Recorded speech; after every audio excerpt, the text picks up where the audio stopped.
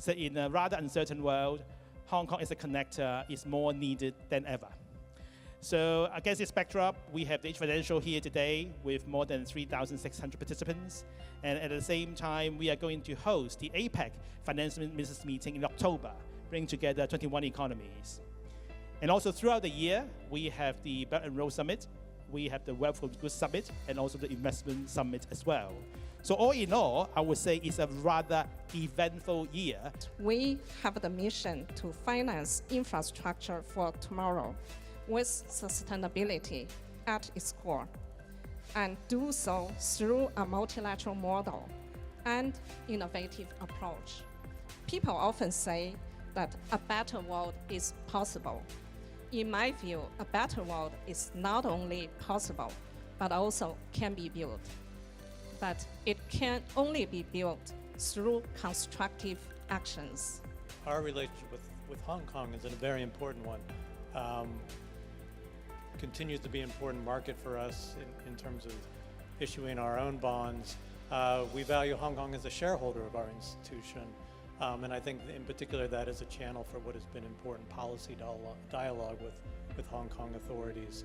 You know, I think if we take the long view, recognize there are elements of the system that will continue to grow and represent strength, and really particularly on behalf of the goals of our developing countries, I remain optimistic. We pushed it forward. Our government, made the decision. We are progressing. So the agreement should be signed in this year.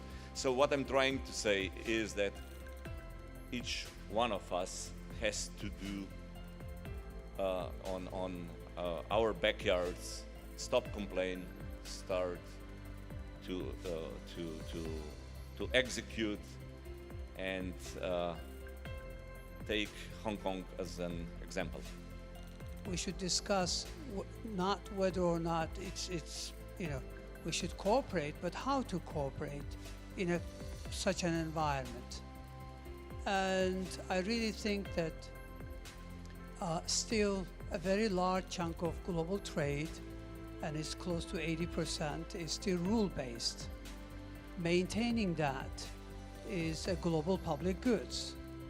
But as I said, it's becoming more difficult. The way we see it is that we invest in regional trade integration, building new corridors. We look forward to see how Hong Kong can work more closely with national governments, economies, and also MDBs alike to make a world better and also more productive, at the same time more inclusive for everyone.